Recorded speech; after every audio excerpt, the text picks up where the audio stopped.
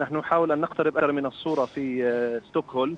اليوم هو نهار مشمس في السويد. تجمع المارة في هذه الجادة التي وصلت الأنباء لوجود الحادث بها هو ببغية يعني التشمس أو التعرض لأشعة الشمس، كون من النادر أن يعني تأتي هنا في السويد.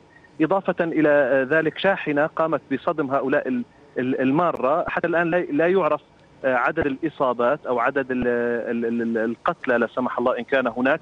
فقط المعلومات ترد بأن الشرطة السويدية تتوجه إلى ذلك المكان بأعداد غزيرة. حسب معلوماتي هذا الشارع يبعد قليلا عن مقر الريكستاج البرلمان السويدي، وليس يعني قريبا منه بشكل كبير. الآن المعلومة أيضا تقول بأن يعني هناك تصريح سيصدر بعد قليل عن مكتب الإعلام التابع لرئيس الوزراء السويدي ستيفان لوفين، ولكن الحالة هي مرتبطة بذعر بدأ الآن. يعني حتى الآن هناك وسائل إعلام سويدية تقول الآن لبعض المواطنين المتواجدين في ستوكهولم ابقوا في منازلكم، يعني عدم التحرك خوفا من أن يكون هناك ربما أقول عمل إرهابي أو عمل مرتبط بأحداث جرت كما تعلمون في يعني لندن أو بألمانيا سابقا. القضية مرتبطة بمعلومات ترد للتو. هناك مشكلة في معايير المعلومات. ربما نحن نتحدث عن ساعات يعني أو دقائق تفصلنا عن تفاصيل أكثر، لكن حتى الآن المعلومة تقول هناك شاحنة في عاصمة ستوكهولم دهست عددا من المرة، ولا نستطيع أن نجزم بأن كان العمل إرهابي أو لا. طيب، يعني في عدد من العواصم الأوروبية تم رفع مستوى الاحترازات الأمنية جراء حوادث مماثلة. دعنا نقترب معك سيد عبد الجليل عن مستوى يعني الاحترازات الأمنية في السويد تحديدا ستوكهولم.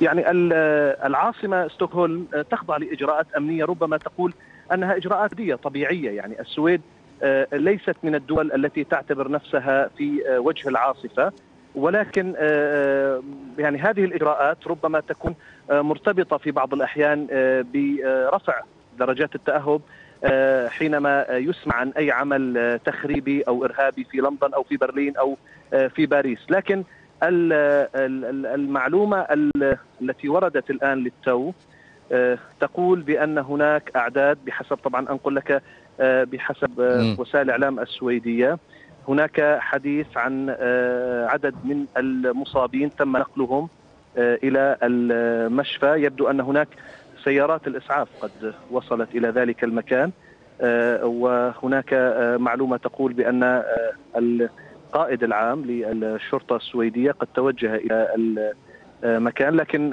يعني حتى الآن المعلومات لا تفصح لا توضح عن طبيعة هذا الحادث، وما إن كان هذه الشاحنة قد تم إيقافها أو عرف ما الأهداف مما يعني فعل أو من قام بها. ولكن إجراءات الأمن الموجودة هناك هي إجراءات طبيعية وعادية. لا يلحظ غالبا في السويد أخذ إجراءات رفيعة المستوى في هذا الإطار. طيب، في رأيك كيف تفسر هذا الأمر وما التحدي الأمني على العواصم الأوروبية سيد عبد الجليل؟ لماذا يبقى مستوى الاحترازات الأمني طبيعيا في السويد؟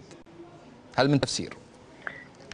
يعني في السويد هي دولة في العموم تستقبل أعداد كبيرة من اللاجئين. هي دولة تعتبر نفسها من الدول الداعية للسلام في المنطقة.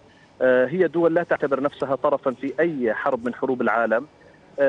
هي في نفس الوقت تعتبر نفسها في يعني علاقة متوازنة مع كثير من الدول أو حتى المنظمات التي تعتبر منظمات تدافع عن يعني مواقفها أو غير ذلك، ولها موقف واضح من الإرهاب يتماهى مع وجودها في سواء كان العراق أو الدعم اللوجستي لبعض العمليات في سوريا. لكنها يعني تنظر إلى مستوى الأمان يعني الذي تتمتع به السويد بناء على مواقفها السياسية وبعدها عن يعني المشكلات العويصة دوليا.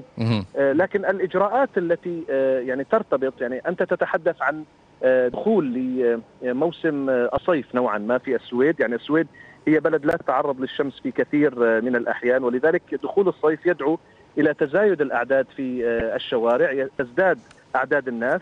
في المقابل هناك حاجة جدية ربما مرتبطة بخروج الناس بأعداد كبيرة إلى الشوارع، وبالتالي هم يحاولون أن يعني يكونوا متجمعين في مناطق يتعرضون بها للشمس، خصوصا أنت تتحدث عن مدينة مثل ستوكهولم كعاصمة سويدية فيها الكثير من الأنهار وال يعني الجزر التي ترتبط بها المدينة، ولذلك هناك حديث يعني جدي وطبيعي عن يعني عملية ربما تكون تخريبية وربما تكون إرهابية. تتكشف المعلومات، يعني نحن بانتظار ربما تصريح للمكتب الإعلام التابع لما يسمى هنا بالستاس مينستر أو رئيس الوزراء السويدي السيد ستيفان لوفين.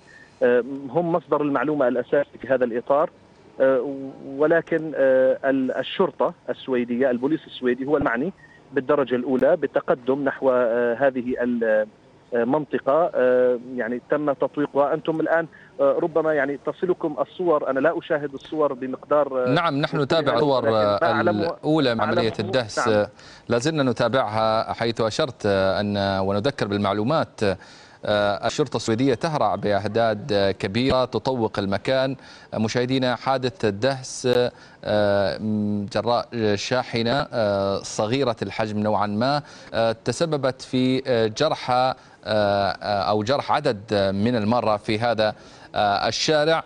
وربما هنا أطلب منك البقاء سيد عبد الجليل لينتقل بالترحيب إلى سيد جاسم محمد من بون رئيس المركز الأوروبي لدراسات مكافحة الإرهاب. إذن تعود من جديد الدهس بالشاحنات سيد جاسم، أحدث أسلحة الإرهاب الدولي يعود من جديد، هذه المرة في ستوكهولم. صحيح أن لا مؤشرات الآن حول العمل الإرهابي، لكن الصورة متطابقة مع عدد من الصور السابقة التي تابعناها. تعليقك؟